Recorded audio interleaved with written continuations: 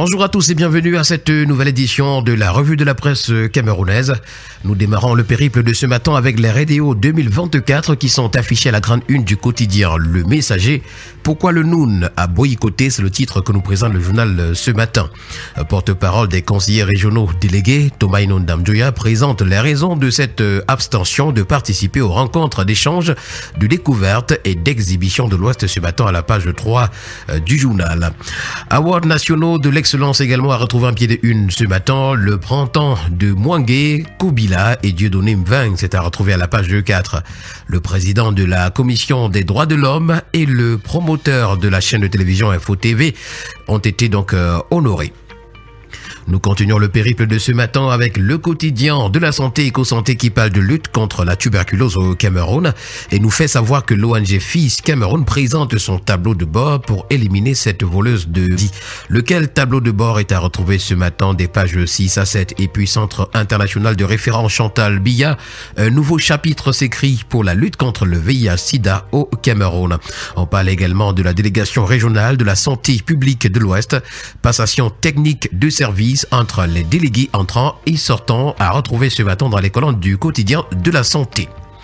La voix du consommateur ce matin parle des ravages des whisky en sachet et c'est le professeur Mwangué qui interpelle le gouvernement.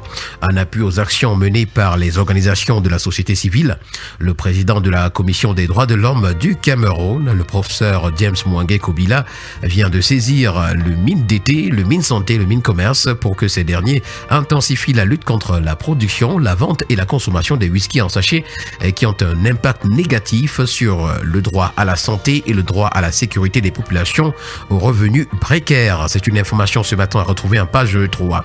Également à lire dans les colonnes de la voix du consommateur ce matin, sommet de la CEMAC, la France et le FMI en patron. Et puis Coca-Cola zéro, décoloration inquiétante de l'étiquette. C'est à retrouver ce matin en page 7.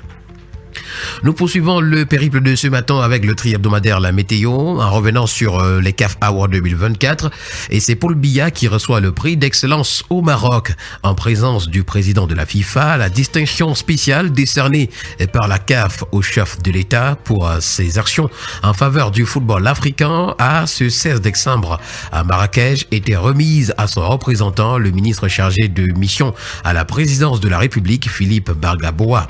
À l'occasion, l'ancien ministre des Sports et de l'Éducation physique a invité Gianni Infantino à organiser des compétitions mondiales au Cameroun, pays disposant de merveilleux stades construits par Paul Biya. Ce matin, le quotidien d'information républicaine, le drapeau, parle également des awards de la CAF en 2024 et surtout de cet honneur qui a été fait à Paul Biya. Nouvelle université d'État également ce matin à retrouver dans les colonnes de Le Drapeau, 15 milliards alloués pour ces universités-là. Le quotidien bleu d'Amalmana, le jour, nous amène à l'extrême nord ce matin où 708 anciens Boko Haram ont été réintégrés. Le 18 décembre 2024, le Comité national de désarmement, démobilisation et réintégration a entrepris une série d'activités d'envergure dans le cadre de ses missions. Ces événements coïncident également avec son 6e anniversaire, nous renseigne le journal. Elvis Noupoué, humilié par la FECAFOOT, récompensé par la CAF, le Camerounais a été élu meilleur arbitre assistant lors des CAF Awards à Marrakech au Maroc le 16 décembre 2024.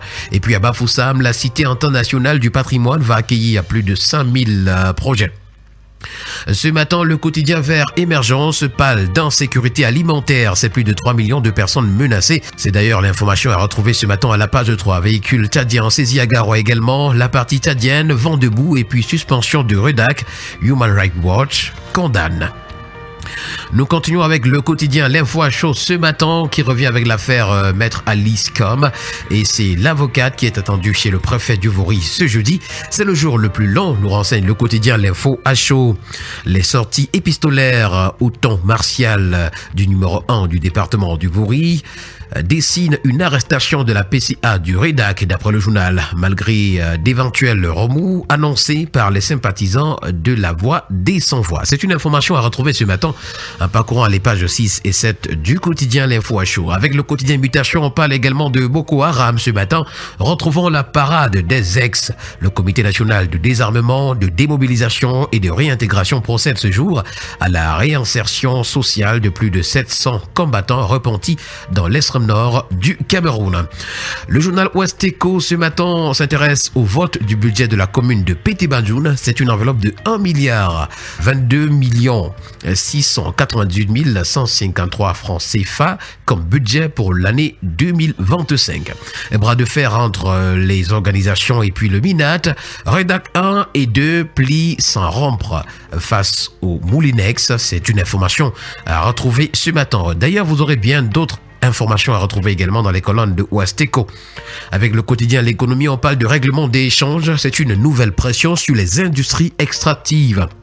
À l'issue de la conférence des chefs d'État de la communauté économique et monétaire de l'Afrique centrale, elles ont une fois de plus été appelées à rapatrier les avoirs en devises détenues à l'extérieur de la CIMAC.